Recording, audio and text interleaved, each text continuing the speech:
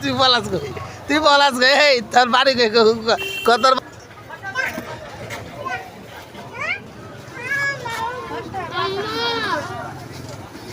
ছোটগুলো দিয়ে দিচ্ছি।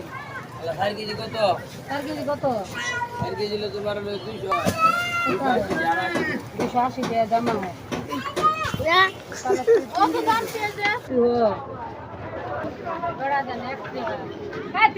এই বেটা ধর কে ছাড় ধর ধর ধর ধর ধর ধর ধর ধর